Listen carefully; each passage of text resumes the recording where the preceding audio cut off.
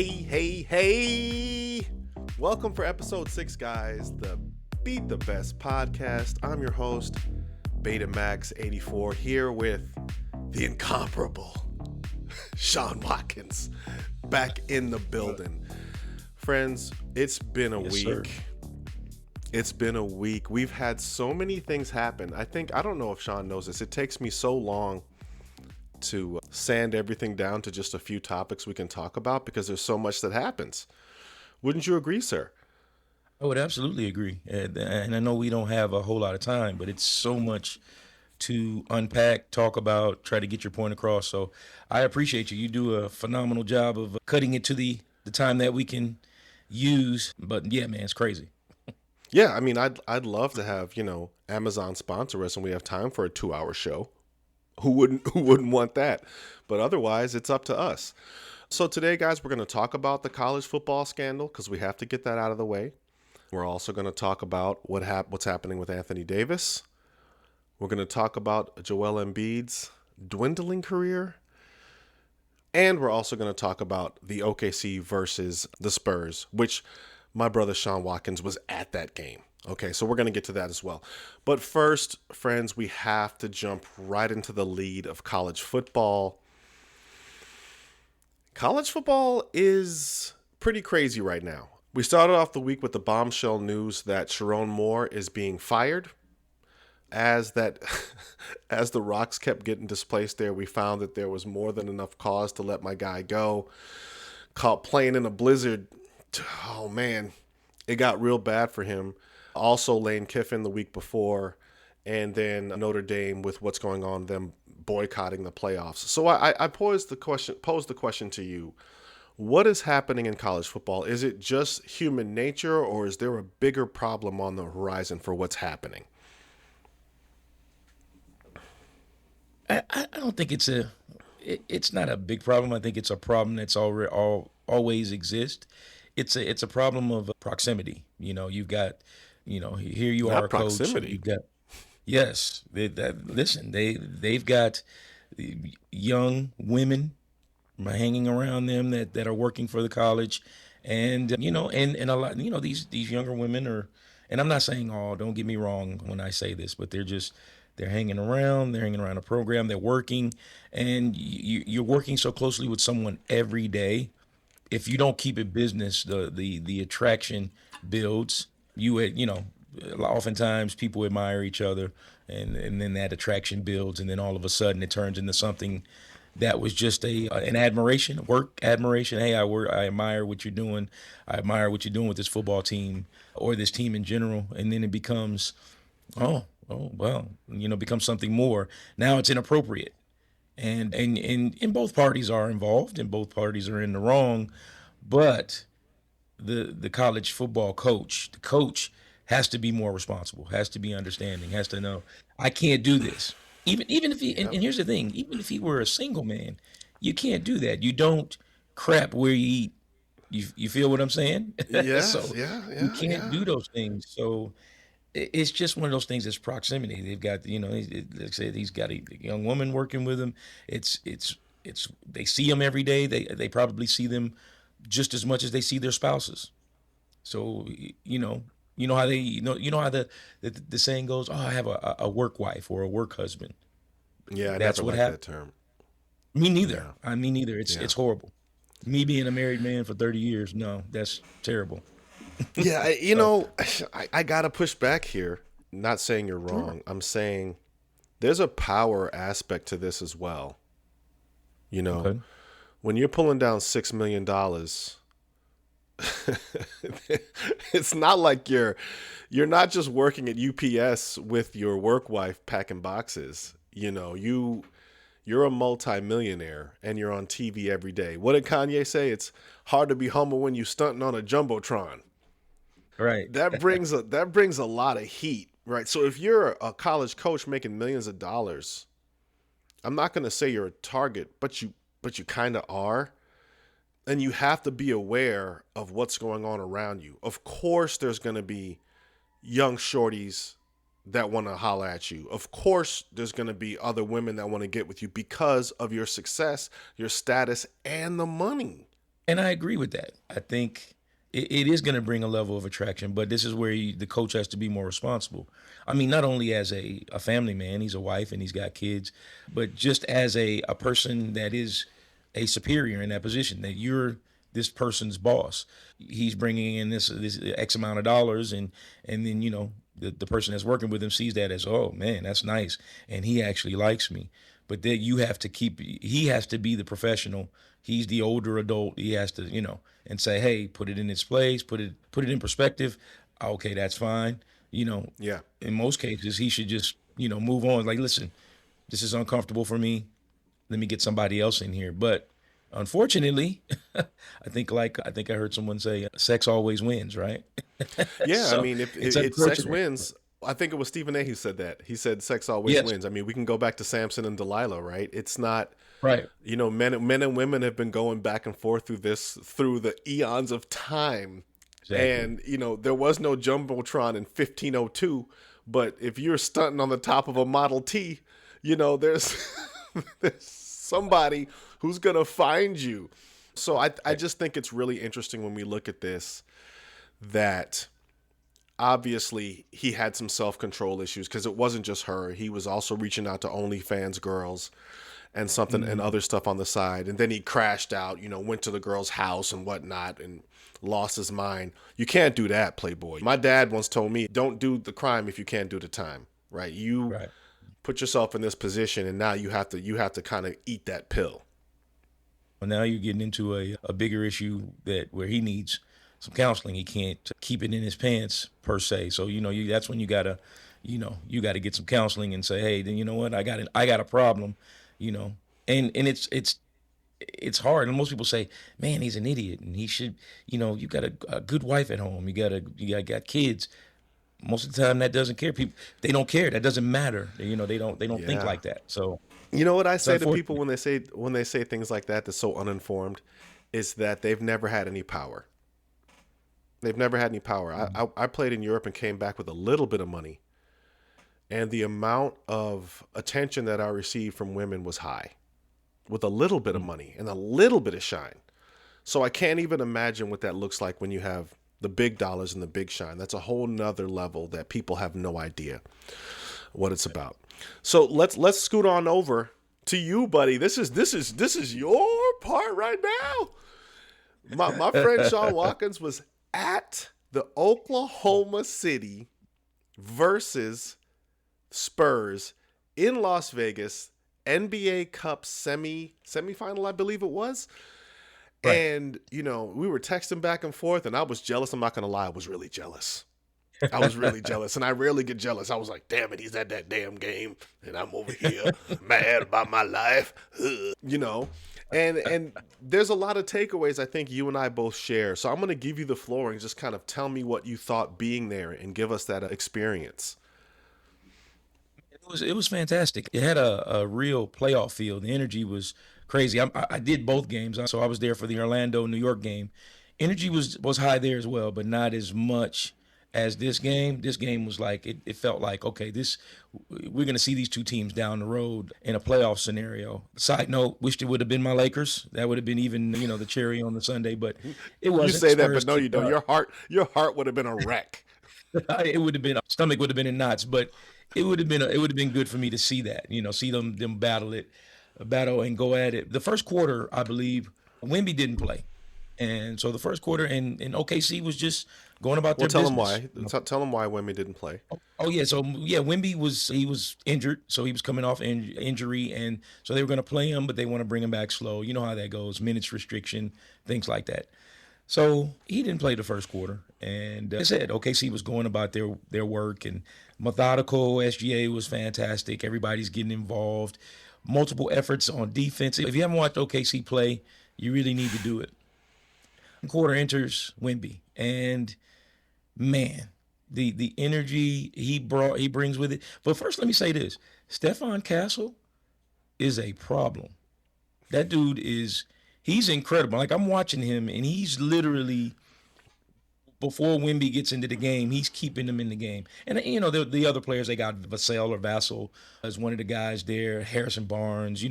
Their bench, they're deep. So they were coming in and they were really going back and forth, but OKC kind of had some control. Wemby gets in the game and it's a whole the energy in the building turns up, and you could see why this guy Wemby's going to be a problem. Like you could see it. Just OKC is used to getting. If you watch OKC, they're used to getting 2 feet in the paint. SGA's getting to the paint, turnaround jumper.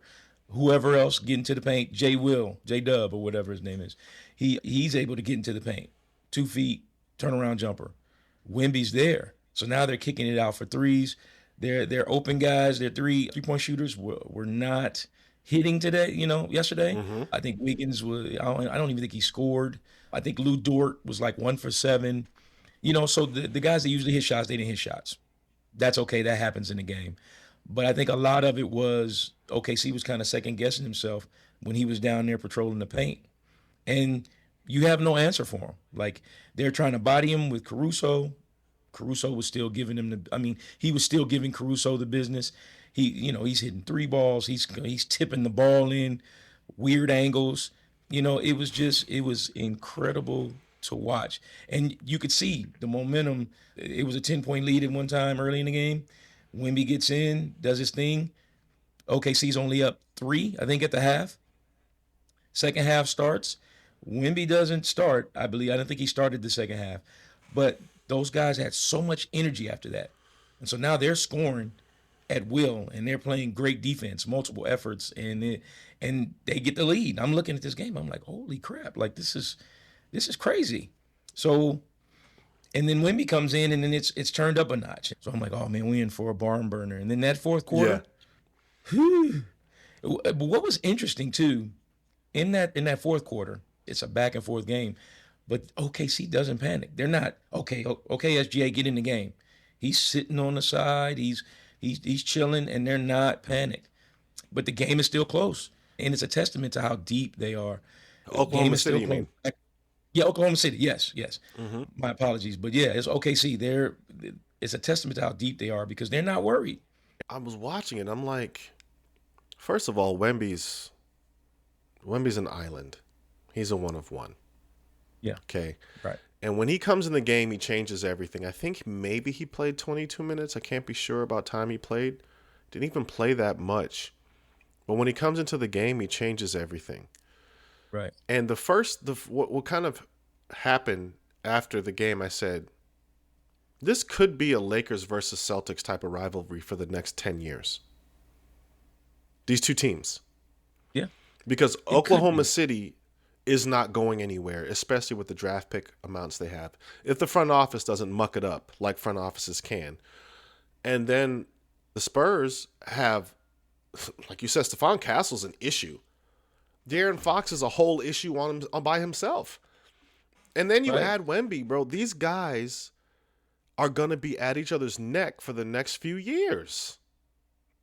Exactly. And to your point, I agree with you totally. As long as management doesn't muck it up, and as long as the players don't get, how players get, they're like, I'm worth more than this. I'm more than just a role player. Hopefully they can keep these guys and keep them together. You know how that goes.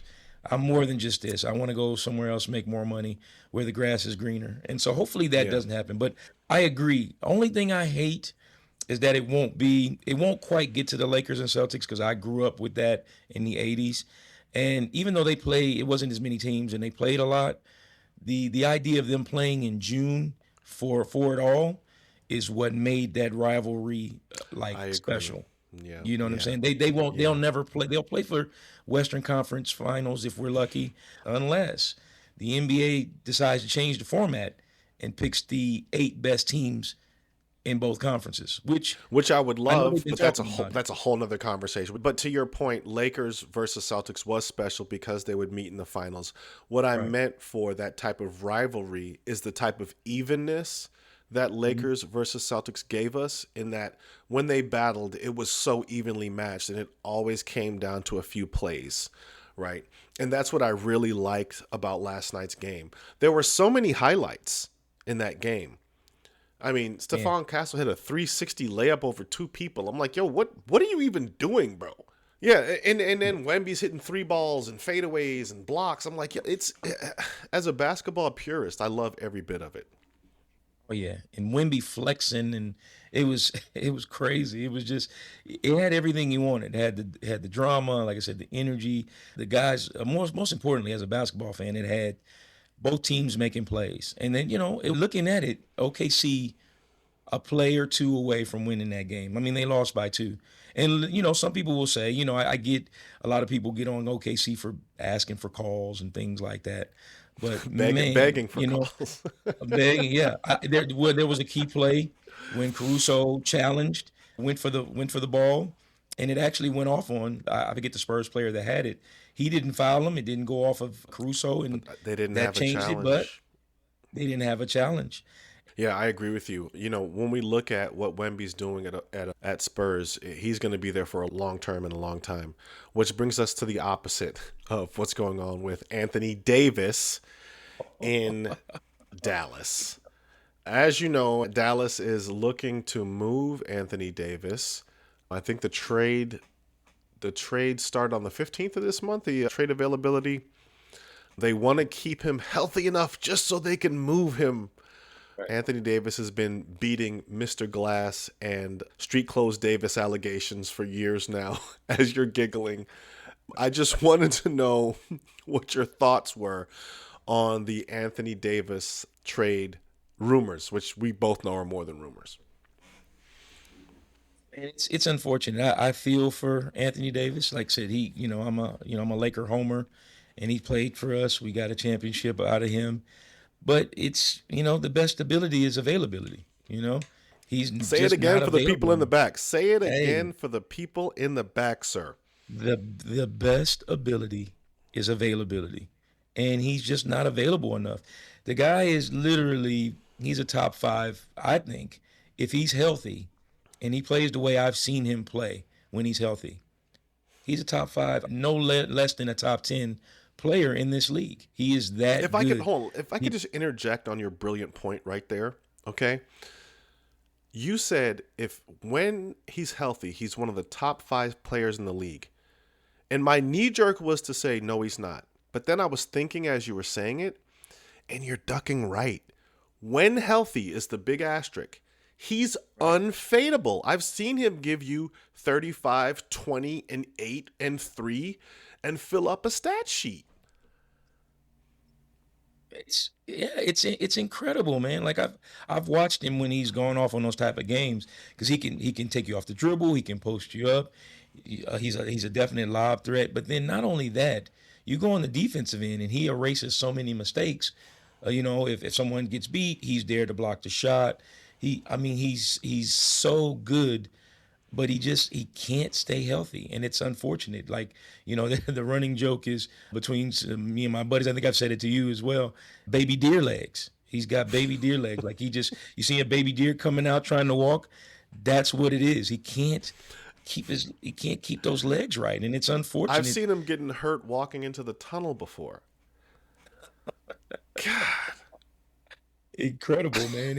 I It mean, is, I'm but not laughing at someone's misfortune. I'm just saying no, it's laughable because I mean, you and I both were that age once. And I right, know when I was his age, I was Superman. right. Like I was unfadable. I just didn't get hurt like that. And if I did, I would bounce back. I didn't experience these many injuries as he did. Right. And to look at the other side, people say, well, they play at a higher level and things of that nature. But you got to figure something out. Like to always be unhealthy and hurt when you know what I mean. When you're that great, a team has to look at you and say, well, we can't depend on him long haul. But he's still young. I mean, he's still got if he's healthy, like I said, that's always the caveat. If he's healthy, he's got another 3 to 5 years to be relevant. And I gotta so hit you again though. You said if healthy, but that's what you would say about a normal player. His yeah, injuries are at such a high rate that you have to take his health into account when writing his contracts. sure. Yeah, You know, I totally agree. I don't have a rebuttal to that. I mean, he just it's sad because I would love to see AD just be healthy and go out and do his thing, but he's not able to do it for whatever reason. So, getting back to the question, about, or the statement about Dallas shopping him and trading him. Yeah, you have to. But the tough part is going to be, okay, what team do we find that can do that? That's going to take on that and take that risk. High risk, high reward, right? So That we're was going my to take on next the risk question of to you. getting, yeah. My next So, question to you was going to be, what team would even take that risk on?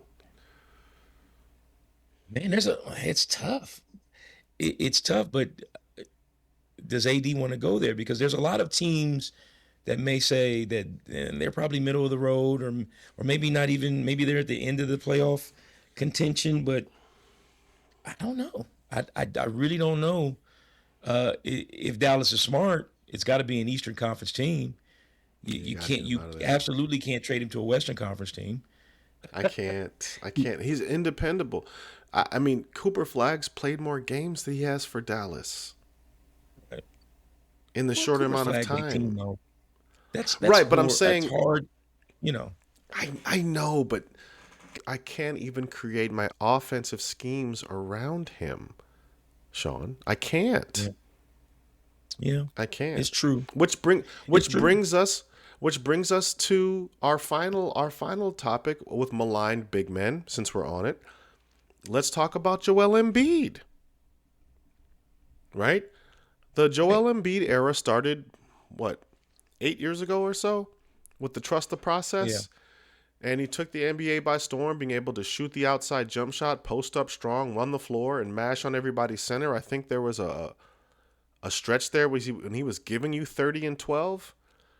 Mhm. And now the Joel Embiid era is silently coming to an end. Even I'm not a big East Coast basketball fan, but I do watch what Philadelphia is doing with Maxey and their guards and that rookie guard they have who's lightning in a bottle.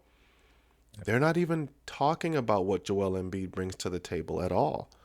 What do you think's going to happen with Joel Embiid and his injuries?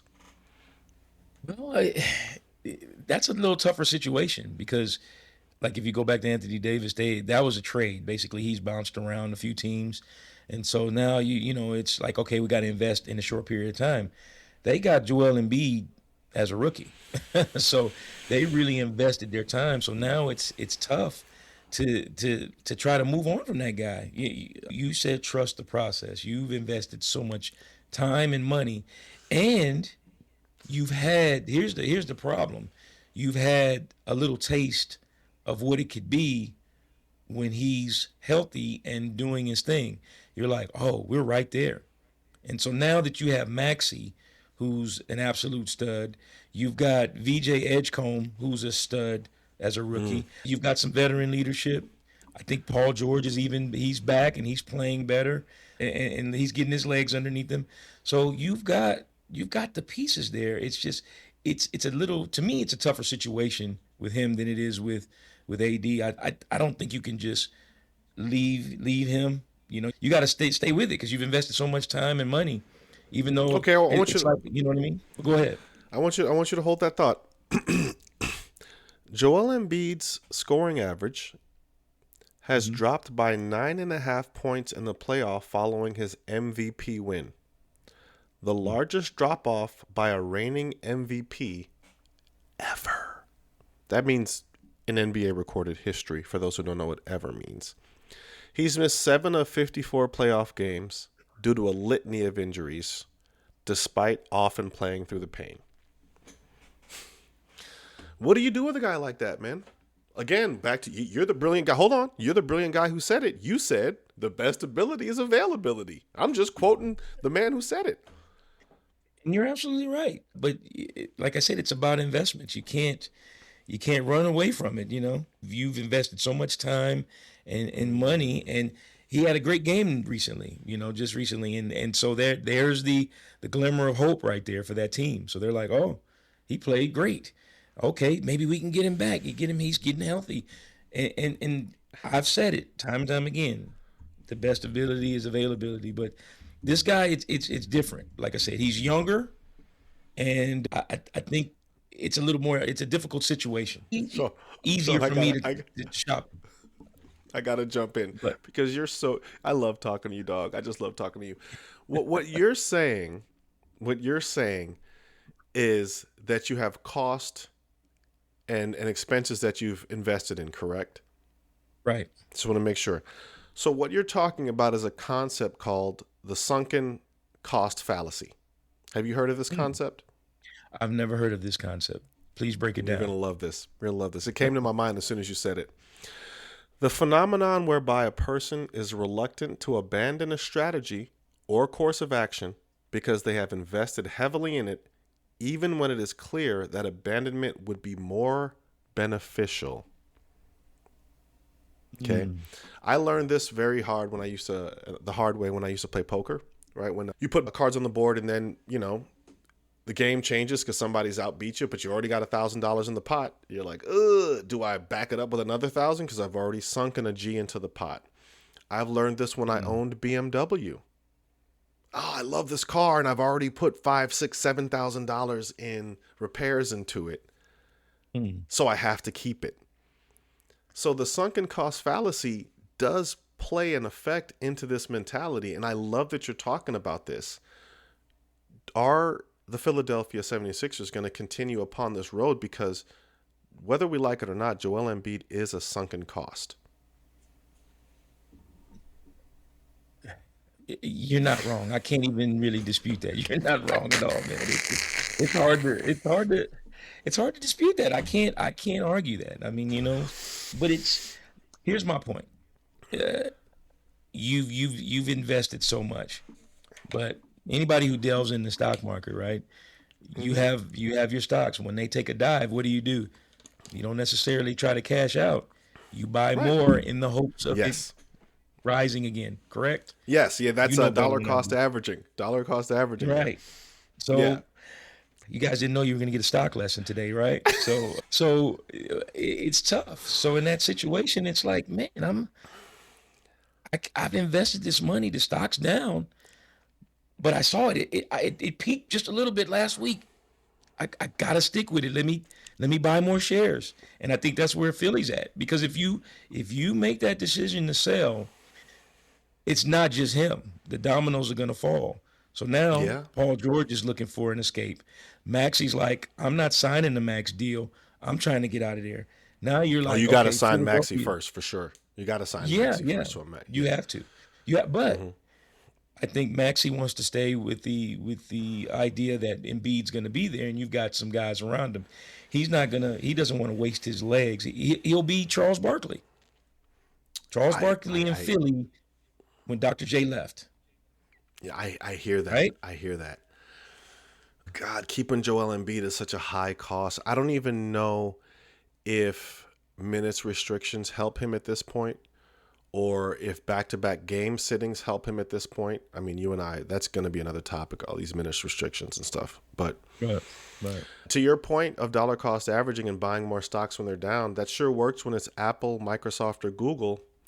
Doesn't really work when it's a stock that's not one to keep long term. I don't know, man. It's tough for me. But when you said that, I thought about the sunk cost fallacy of all things, because we can all get there, guys.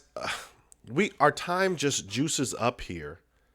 Before we go, Sean, I just wanted to tell you face to face and face you like a man, and say I don't appreciate you making fun of my love for Steph Curry when we text each other.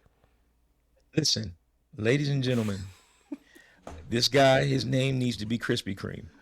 He is the biggest glazer of Steph Curry, and I love Steph Curry, greatest shooter of all time, period. Go argue with your members. But man, this guy, if you ever just look at his posts, and I'm like, my God. Like I said, I love him. My favorite player of all time, Magic Johnson. Love him. But I can't, the level of glaze and support that my man Betamax 84 gives is incredible. I can't. I have to shut my phone off because I can't. And I love this guy, but I can't do it. I am a Steph Curry glazer. I love the guy. I think he's amazing. I think he's just one of the best things to ever happen to the NBA since Mike. So it's tough to get me off of that mountain. I'm going to die on that hill, sir. I'm gonna die there. Interesting. And you're a big Michael Jordan fan too, so I've I'm a watched you huge play, and MJ you've done Jordan-esque things in the years we played basketball together, and so for you to say that is diabolical. It's crazy, but you know what? I get it. I love them. I love them. Guys, thanks again for tuning in. Tell your friends, tell your enemies. Don't forget about telling your enemies about things, because they will say something just to try to make you upset, which would be great for our ratings. For Sean Watkins, like, subscribe, and share, and we will catch you on the flip side next week.